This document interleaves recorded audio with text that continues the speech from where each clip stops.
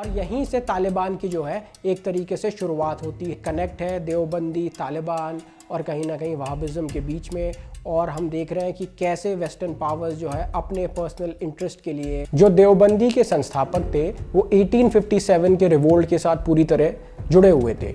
1857 के रिवोल्ट के धर्म की लड़ाई की तरह उन्होंने इसको, अब्दुल वहाब जो है वहाबी आइडियोलॉजी को एक सुप्रीमिस्ट आइडियोलॉजी की तरह देखते थे और उनका अमेरिका और सऊदी अरेबिया के बीच में जो करीबियाँ थी वो बहुत बढ़ गई कि we have given Soviet Union there Vietnam war. और ऐसा वेस्टर्न पावर्स ने जो है फर्स्ट वर्ल्ड वॉर के दौरान भी किया था, जब 19वीं शताब्दी में ईस्ट इंडिया कंपनी अपनी जड़ें मजबूत कर रही थी, वहीं मुगल शासन अपनी आखिरी सांसें गिन रहा था। इसके चलते जितने भी देश में इस्लामिक स्कॉलर्स थे, उलेमास थे, जिन्हें मुगल पेट्रोनेज करता था और सालों से उन्हें जो है पैसे दिए जाते थे, उन्हें तमाम तरीके की सुविधाएं दी जाती थी इस्लाम को फैलाने के लिए, वो सब चीज़ें बंद हो गई थी। अंग्रेज़ बहुत सख्ती जो है बरत रहे थे और किसी भी तरीके की फंडिंग इस्लामिक एजुकेशन में नहीं लग रही थी। इसके चलते जो सारे इस्लामिक स्कॉलर्स थे, उलेमास थे, वो बहुत परेशान थे। इतना ही नहीं बल्कि क्रिश्चियनिटी भी यहाँ पे फैलाया जा रहा था। क्रिश्चियन मिशनरीज़ आ गए थे जो क्रिश्चियनिटीज़ फैला रहे थे, उनको स्टेट की तरफ से पूरा सपोर्ट मिल रहा था। ये सारी स्थिति को देखते हुए हज़रत इमादुल्लाह ने सारे उलेमास को इकट्ठा किया और अंग्रेज़ों के ख़िलाफ़ जो है जिहाद का ऐलान कर दिया। हाजी इमादुल्लाह उस दौर के एक जाने माने सूफ़ी स्कॉलर्स थे और इनकी काफ़ी फॉलोइंग थी मुस्लिम वर्ल्ड में। इन्होंने सारे उलेमास ने अपनी एक रिबेल ग्रुप बनाया और जो है एक ब्रिटिश कंटिंजेंट पे अटैक किया। ब्रिटिश कंटिंजेंट को लगा कि जो है कोई बड़ा भारी हमला हो गया है और वो वहाँ से भाग खड़े हुए अपने सारे हथियार छोड़ के। फिर उन्होंने ये हथियारों को इकट्ठा किया और शमली के ऊपर अटैक किया 1857 में। शमली का अटैक 1857 की क्रांति का एक बहुत ही बड़ा और महत्वपूर्ण हिस्सा है। इस पूरी रेबल ग्रुप में एक बहुत ही बहादुर व्यक्ति था जिनका नाम था मोहम्मद कासिम नानोतवी। इन्होंने जो शामली शहर था उसके गेट पे आग लगाई, जिसकी वजह से सारे रिबेल्स शहर के अंदर घुस गए और उन्होंने शहर को कैप्चर कर लिया। ब्रिटिशर्स को ये शहर छोड़ना पड़ा, ये इनके लिए एक बड़ी जो है जीत थी। इसके बाद हाजी इमादुल्लाह ने थोड़े समय के लिए शहर के ऊपर शासन किया, लेकिन उसके बाद ब्रिटिशर्स ने दोबारा शहर को कैप्चर कर लिया था और हाजी इमादुल्लाह को इंडिया छोड़ के जो है मक्का जाना पड़ा। मोहम्मद कासिम नानोतवी एक अलग दिशा में गए। उन्हें महसूस हुआ कि मुसलमानों के लिए एक पूरी तरह इस्लामिक शिक्षा प्रणाली की ज़रूरत है। मोहम्मद कासिम नानोतवी ने अपने कुछ साथियों के साथ मिलकर दारुल उल्म देवबंदी मूवमेंट की जो है शुरुआत करी 1866 में। जो देवबंदी के संस्थापक थे वो 1857 के रिवोल्ट के साथ पूरी तरह जुड़े हुए थे। 1857 के रिवोल्ट को हम आज़ादी की जो है पहली लड़ाई के तौर पे देखते हैं, लेकिन असल में ये एक तरीके का जो मुस्लिम वर्ग था, जो उलेमास थे, उन्होंने इसको एक तरीके का जिहाद देखा और एक ये धर्म की लड़ाई की तरह उन्होंने इसको लिया था। इसके बारे में विलियम डैलम्पल है, उन्होंने किताब भी लिखी है और उन्होंने करीब 20,000 सेपॉय डॉक्यूमेंट्स जो रिबेल्स थे, जो इस रिवोल्ट का हिस्सा थे, उनके डॉक्यूमेंट्स पढ़े थे और वो इस निष्कर्ष पे पहुँचे कि ये जो है एक जो है रिलीजियस वॉर थी and this was because of British imperialism, क्योंकि ब्रिटिश जो है वेस्टर्नाइजेशन जो है देश के ऊपर थोप रहे थे, वो वेस्टर्न वैल्यूज़ को प्रमोट कर रहे थे, वो क्रिश्चियनिटी को प्रमोट कर रहे थे, जिसके चलते कई जो इस्लाम के फॉलोअर्स थे उन्हें लगा कि हमारा जो है वजूद ख़तरे में है। ये बात जो है ध्यान में रखनी ज़रूरी है कि ये वो उलेमास थे, वो स्कॉलर्स थे जिनको सदियों से जो है जो रूलर्स थे, मुग़ल रूलर्स थे, उनका जो है पेट्रोनेज मिलता आ रहा था। तो एकदम से वो सब ख़त्म होना इनके लिए एक जो है बड़ी जो है परेशानी की वजह बन गया था। तो इन्हीं हालात में देवबंदी मूवमेंट की जो है स्थापना हुई और दारुल उल्म को सहारनपुर में जो है स्थापित किया गया। दारुल उल्म जो है एक बहुत ही जो है कंजर्वेटिव इंटरप्रिटेशन लेता है इस्लाम की, एक कंजर्वेटिव स्कूल है जिसमें वो कहता है कि पूरी तरीके से शरिया का पालन किया जाए और बिदा यानी इनोवेशन का कोई स्कोप नहीं छोड़ता है। शायद इसका कारण ये भी हो सकता है कि उस समय जो परिस्थितियाँ थी उसमें एक ऐसे ही कंजर्वेटिव और सख्त इस्लामिक स्कूल की ज़रूरत थी, क्योंकि उन्हें ये ख़तरा लग रहा था कि जो यहाँ के मुस्लिम्स हैं वो कहीं ना कहीं जो इस्लाम के मूल है, जो इस्लाम की जो कोर वैल्यूज़ हैं उससे भटक जाएंगे, और इनोवेशन अगर हम अलाउड करेंगे तो गलत तरीके से जो है हमारे मज़हब को इंटरप्रेट किया जा सकता है। और थोड़े ही समय में ये पूरे साउथ एशिया में फेमस हो गया। अफ़गानिस्तान, प्रेजेंट डे अफ़गानिस्तान जो है, पाकिस्तान, प्रेजेंट डे पाकिस्तान, यहाँ सब एरियाज से यहाँ पे जो है स्टूडेंट्स पढ़ने आने लगे। यहाँ तक कि इजिप्ट और अरेबिया से भी इधर आए। जो देवबंदी मूवमेंट के फाउंडर्स थे वो शाह वलीउल्लाह से काफ़ी इंस्पायर्ड थे। शाह वलीउल्लाह 18वीं शताब्दी के एक बहुत बड़े सुन्नी स्कॉलर थे और सूफ़ी रिफॉर्मर थे,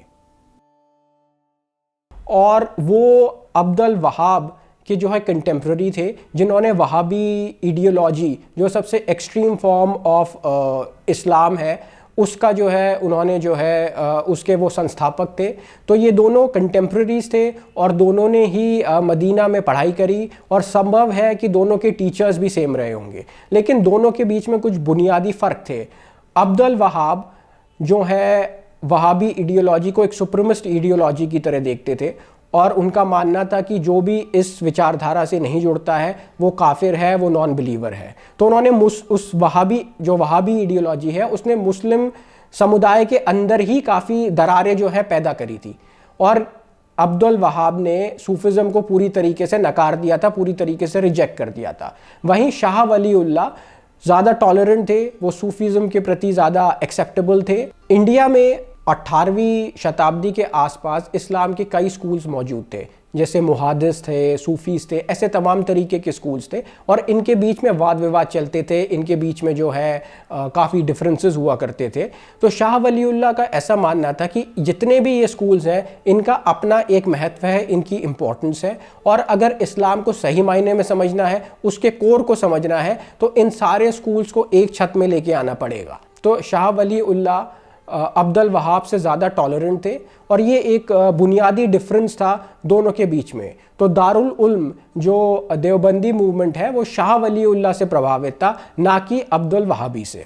तो इसीलिए आप देखेंगे कि जो दारुल उल्म था उसने कभी भी किसी और इस्लामिक जो थॉट है या कोई अदर इस्लामिक इंटरप्रिटेशन है इंडिया के अंदर, जैसे सूफीज़ हुए, तो उन पे कभी अटैक नहीं किया या उनके ऐसा कुछ कभी उनके खिलाफ नहीं बोला। तो ये एक डिफरेंस था।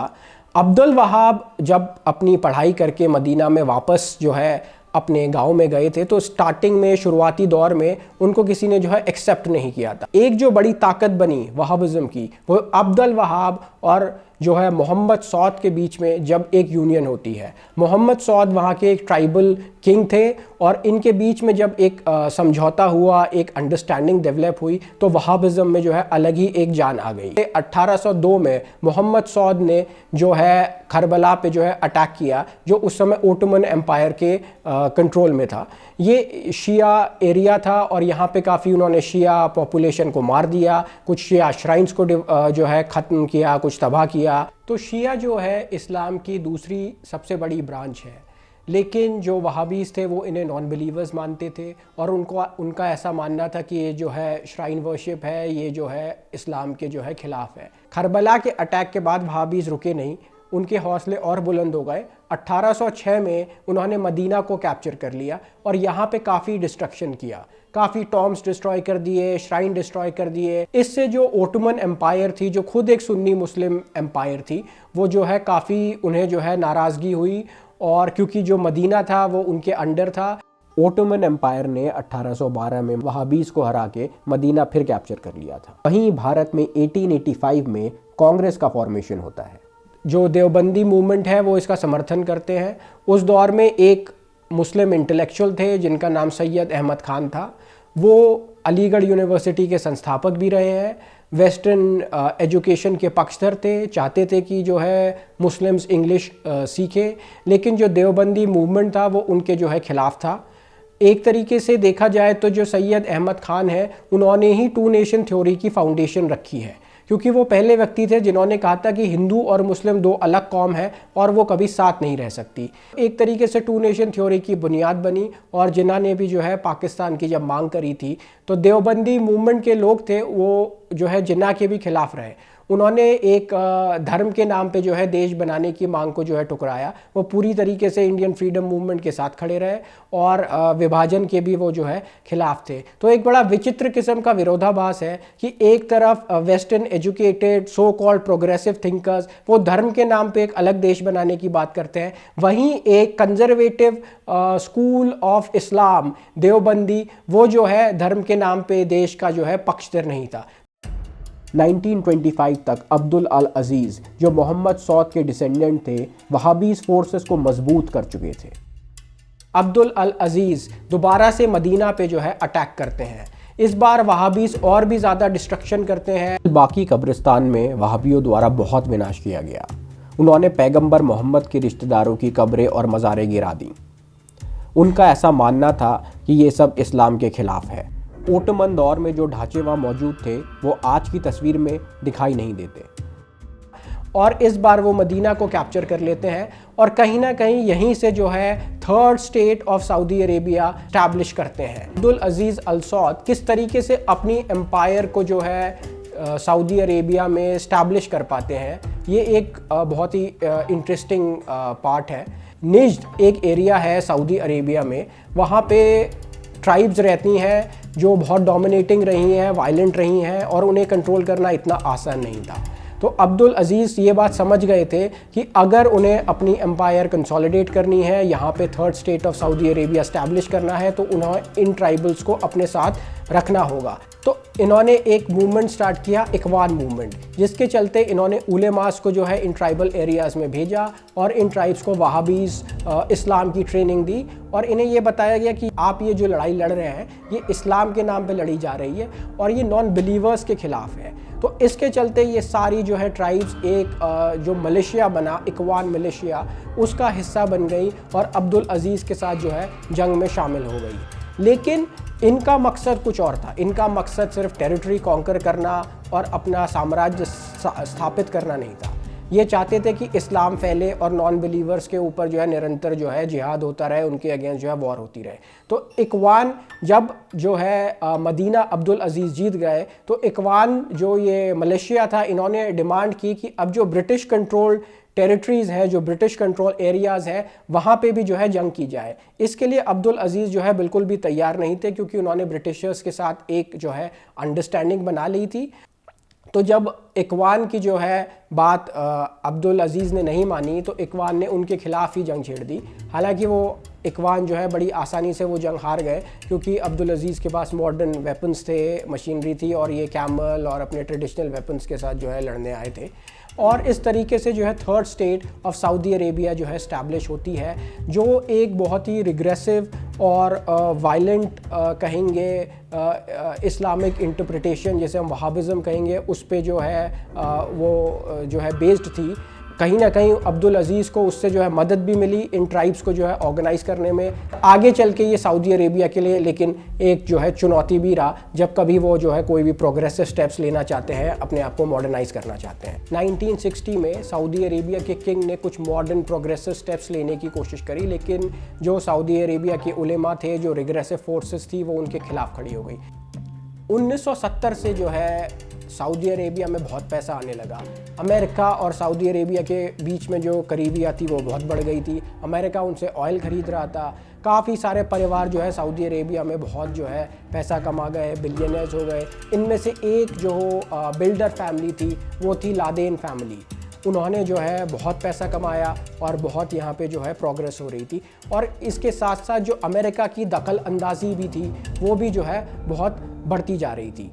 1979 में कुछ फंडामेंटलिस्ट अल हराम, जो मक्का में एक मॉस्क है, वहाँ पे जो है कब्ज़ा कर लेते हैं और इनके जो लीडर हैं इस फंडामेंटलिस्ट ग्रुप के, वो सीधे तौर पे इकवान के जो हैं डिसेंडेंट थे। इकवान वही मलेशिया था, ट्राइबल रिग्रेसिव वायलेंट ग्रुप जो कि जो है बनाया गया था third state of Saudi Arabia को इस्टेब्लिश करने के लिए। जब ऐसा होता है तो सऊदी अरेबिया के किंग अपने उलेमा के पास जाते हैं जो इन फंडामेंटलिस्ट के खिलाफ एक फ़तवा इशू करते हैं, जिसके चलते मिलिट्री यहाँ पे जो है सऊदी अरेबिया की मिलिट्री ऑपरेशंस करती है। जिसमें काफ़ी सारे बड़ी तादाद में सऊदी अरेबिया के मिलिट्री के लोग मारे जाते हैं, लेकिन ऑपरेशन सक्सेसफुल होता है। उसके बाद जो ये फंडामेंटलिस्ट थे, करीब 60 के आसपास लोगों को पब्लिकली एग्जीक्यूट किया जाता है। उनका जो है बीहेडिंग होती है पब्लिकली, ताकि एक मैसेज जाए। तो ये एक बड़ी घटना थी और ये दिखाती है कैसे सऊदी अरेबिया जो है जब भी मॉडर्नाइजेशन की तरफ बढ़ता है तो ये रिग्रेसिव फोर्सेस जो है वापस आके they come back to haunt them.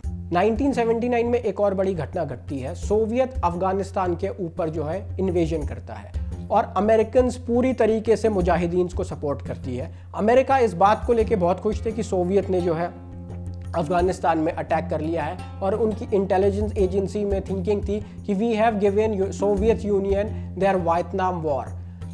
तो अमेरिका सऊदी अरेबिया के साथ मिलके जो अफ़गानिस्तान की जो मस्जिदें थी या पाकिस्तान की जो मस्जिदें थी वहाँ पे उलेमास भेजते हैं, जो यहाँ पे लोगों को वहाबी आइडियोलॉजी से जो है ब्रेन वॉश करते हैं, उनके टेररिस्ट कैंप लगाए जाते हैं और मुजाहिदीन को खुल के जो है अमेरिका सपोर्ट करती है। और यहीं से तालिबान की जो है एक तरीके से शुरुआत होती है। सोवियत के खिलाफ वो 10 साल तक जो है जंग करते रहते हैं।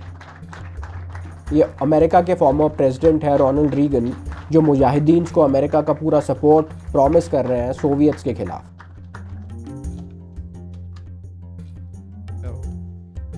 We just held a very useful, I might say brief, but also I will add a very moving discussion with Chairman Yunus Khalis of the Islamic Union of Mujahideen of Afghanistan and other members of his distinguished delegation. I expressed our nation's continued strong support for the resistance.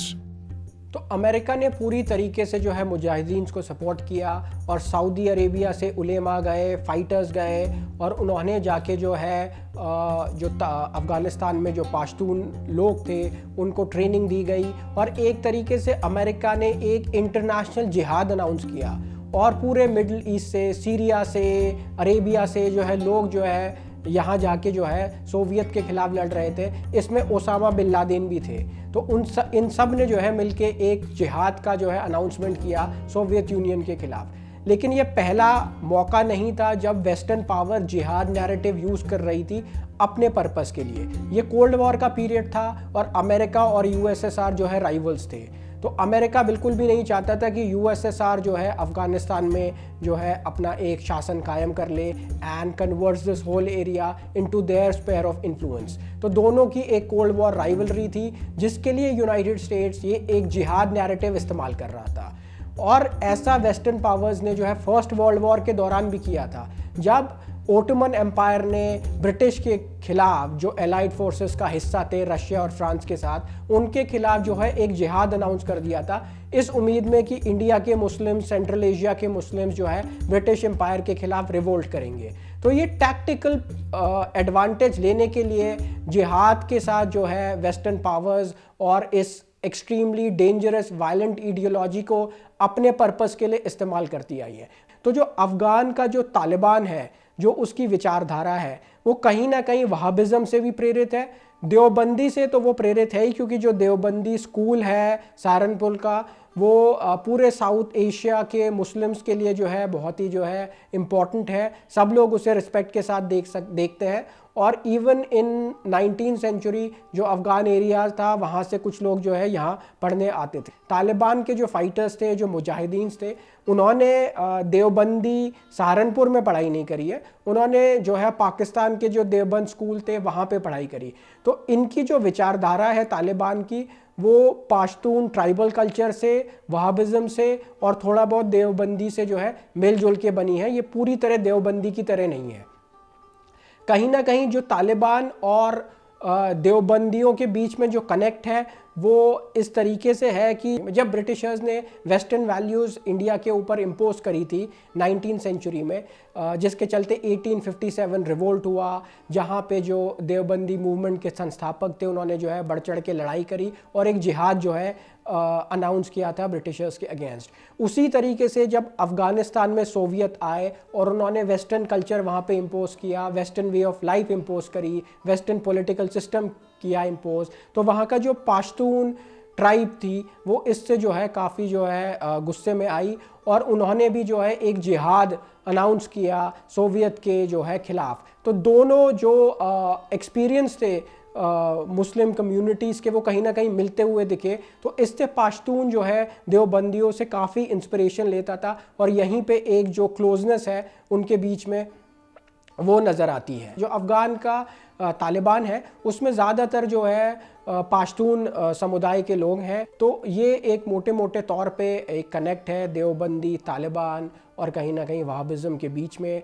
और हम देख रहे हैं कि कैसे western powers जो है अपने पर्सनल इंटरेस्ट के लिए जो है ये एक डेंजरस आइडियोलॉजी का इस्तेमाल करती आ रही है। और ये जो इन्होंने किया था पूरे दशक में, इसके बाद ही जो है पूरे विश्व में जो है टेररिज्म बढ़ा, कश्मीर में भी टेररिज्म बढ़ा, पाकिस्तान के अंदर आज खुद टेररिज्म है। क्योंकि ये जो आइडियोलॉजी है, जो वहाबी आइडियोलॉजी है, जो ये एक्सट्रीमिस्ट आइडियोलॉजी है, ये सिर्फ मुस्लिम्स नॉन मुस्लिम्स के बीच में जो है डिफरेंशिएट नहीं करती, ये विद इन मुस्लिम कम्युनिटी में जो है डिफरेंशिएशन क्रिएट करती है और उन्हीं के बीच में जो है ये नॉन बिलीवर्स ढूंढ के उन पे अटैक करती है। और यही आज हम पाकिस्तान में भी देख रहे हैं जहाँ पे एक तालिबान है जो पाकिस्तान पे अटैक कर रहा है।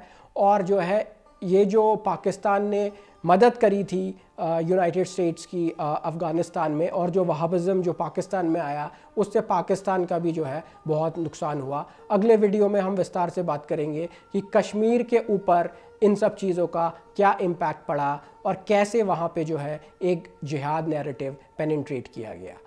Thank you for watching. Please do subscribe the channel.